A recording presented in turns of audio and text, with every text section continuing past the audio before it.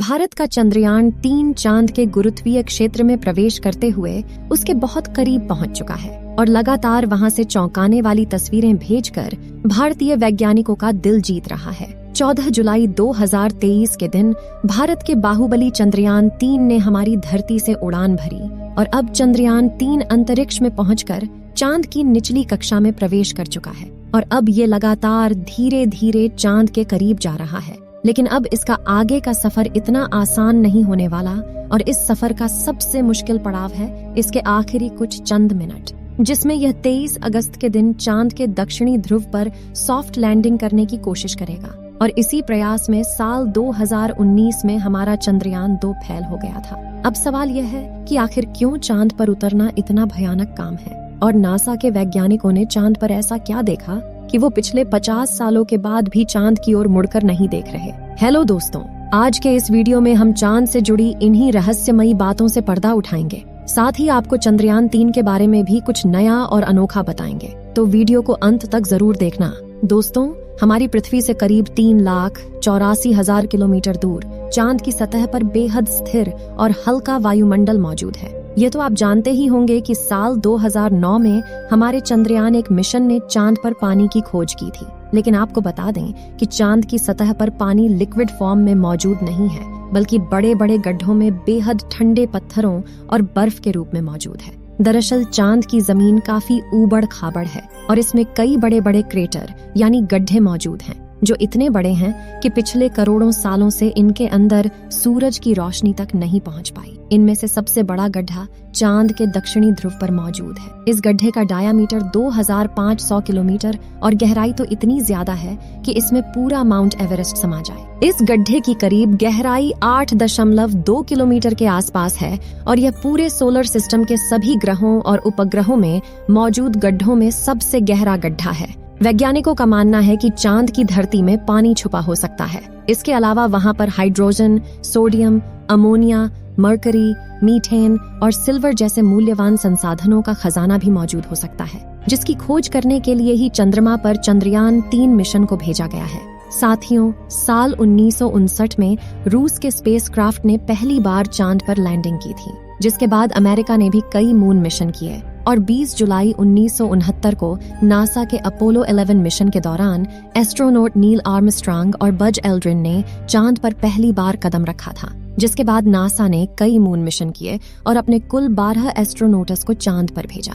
लेकिन दिसंबर 1972 में Apollo 17 mission के बाद नासा ने अचानक से इंसानों को चांद पर भेजना बंद कर दिया, जिसके लिए उन्होंने कारण दिया कि चांद पर फिलहाल ऐसा कुछ नहीं है जिसकी गहनता से रिसर्च की जा सके। लेकिन कई लोगों का यह भी कहना था कि नासा ने असली कारण को छुपाया है, जबकि चांद पर नासा के अंतरिक्ष यात्रियों के साथ कुछ ऐसा हुआ जिसे नासा चाहकर भी दुनिया को नहीं बताना चाहता। नासा के द्वारा भेजे गए इन 12 में से कई अंतरिक्ष यात्रियों ने चांद पर कुछ अजीब घटनाएं महसूस की, तो कुछ ने चांद पर बनी अजीब ब्रिज और एंटीना जैसी संरचना को भी देखने का दावा किया था। वहीं चांद की खोज में वैज्ञानिकों को एक सैटेलाइट जैसी संरचना भी दिखी थी और वैज्ञानिकों के मुताबिक इसका चांद पर बनना कोई इत्तेफाक नहीं है। हालांकि नासा ने कभी इस बात पर ऑफिशियल बयान नहीं दिया था, लेकिन नासा के रिटायर्ड वैज्ञानिकों ने कई बार यह कबूला कि चांद पर एलियन का बसेरा हो सकता है। यहाँ तक कि चांद पर पहला कदम रखने वाले एस्ट्रोनॉट नील आर्मस्ट्रांग ने भी एक इंटरव्यू में कहा था कि चांद पर उस वक्त हम लोग अकेले नहीं थे, बल्कि कोई और भी मौजूद था जो हमें देख रहे थे। लेकिन आखिर कौन चांद की उस अंधेरी दुनिया में अपनी जिंदगी गुजार रहा है, इस बात की खबर आज तक किसी को नहीं है। फिलहाल यहाँ सबसे ज्यादा गौर करने वाली बात यह है कि ये सभी मिशन चांद के उत्तरी ध्रुव पर किए गए थे, जहाँ पर लैंडिंग करना चांद के दक्षिणी ध्रुव के मुकाबले काफी ज्यादा आसान माना जाता है। लेकिन साल 2019 में भारत के चंद्रयान 2 ने चांद के दक्षिणी ध्रुव पर सॉफ्ट लैंडिंग करने की कोशिश की थी और अपने इस प्रयास में चंद्रयान 2 का लैंडर विक्रम कामयाब नहीं हो पाया। लेकिन आखिर चांद का दक्षिणी ध्रुव इतना खतरनाक क्यों है? क्या छिपा है चांद की उस अंधेरी दुनिया में? दोस्तों, चांद के दक्षिणी ध्रुव पर ऐसे कई बड़े बड़े गड्ढे हैं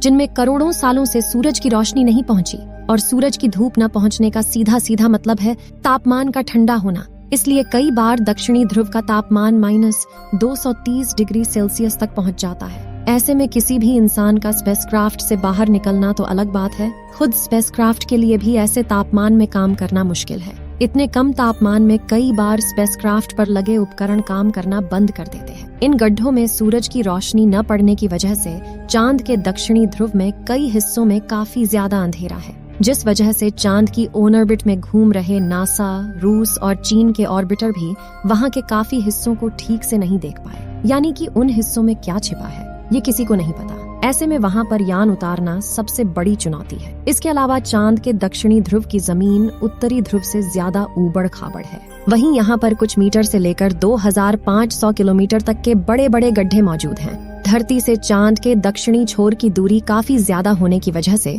यान से डीप स्पेस कम्युनिकेशन बनाए रखना काफी मुश्किल होता है, क्योंकि इतनी दूरी पर रेडियो सिग्नल कमजोर हो जाते हैं और एंटीना से बहुत ज्यादा बैकग्राउंड नॉइज आता है। साथ ही अपनी कक्षीय गति यानी कि ऑर्बिटल मोशन की वजह से चांद लगातार अपनी पोजीशन बदलता रहता है। ऐसे में तय की गई लैंडिंग साइट पर पहुंचने के लिए लैंडर को भी उसी अनुसार अपनी गति बदलनी पड़ती है। इसके अलावा चांद पर पृथ्वी से कम ग्रेविटी और बहुत महीन वातावरण है, इसलिए यान के नीचे उतरते वक्त उस पर किसी भी प्रकार का एयर फ्रिक्शन नहीं लगेगा। इसलिए चंद्रयान 3 को अपने ऊपर लगे बूस्टर्स का भरपूर यूज करना पड़ेगा। ऐसे में अगर छोटी सी गड़बड़ भी होती है तो यह एक बड़े खतरे का रूप ले सकती है। साथ ही चांद के दक्षिणी ध्रुव में काफी बड़ी बड़ी चट्टानें किसी भी लैंडर को लैंडिंग करने में काफी चैलेंज देती हैं और इसी वजह से चांद का दक्षिणी छोर बहुत भयानक है। इसलिए आज तक उस अंधेरी दुनिया में कोई भी देश अपना विमान भेजने में कामयाब नहीं हो पाया। पिछली बार चंद्रमा की सतह से मात्र 2 किलोमीटर पर चंद्रयान 2 के लैंडर से इसरो का संपर्क टूट गया था और इन्हीं में से किसी एक कारण की वजह से वह चांद की सतह पर क्रैश लैंडिंग करके तबाह हो गया था। लेकिन क्या कुछ ऐसा कारण भी हो सकता है जो हमें दिखाई ना दे रहा हो? क्या चांद पर कोई है जो नहीं चाहता कि इंसान इस अंधेरी दुनिया में अपने यान भेजे? ये सभी बातें अभी तक एक रहस्य है और इन सभी रहस्यों से पर्दा केवल हमारा चंद्रयान 3 ही उठा सकता है। इस बार पिछली बार आई मुसीबत से सीख लेकर इसरो ने चंद्रयान 3 के लैंडर विक्रम को पहले से ज्यादा एडवांस और पावरफुल बनाया है। जैसे कि चंद्रयान 2 के विक्रम लैंडर में कई थ्रस्टर्स थे, लेकिन चारों तरफ सही संतुलन बनाए रखने के लिए चंद्रयान 3 के लैंडर में बड़े और एडवांस थ्रस्टर्स लगाए गए हैं। इसके अलावा इस बार के विक्रम लैंडर में लेग्स को बड़ा और मजबूत कर दिया गया है। साथ ही इसकी फ्यूल स्टोरेज कैपेसिटी को भी बढ़ाया गया है। वहीं उसमें लगे कम्युनिकेशन डिवाइस भी एडवांस तकनीक का इस्तेमाल कर रहे हैं और उन्हें चंद्रयान 3 का खुद का AI कंप्यूटर मैनेज कर रहा है, जिससे इस बार लैंडर इसरो से संपर्क न तोड़े।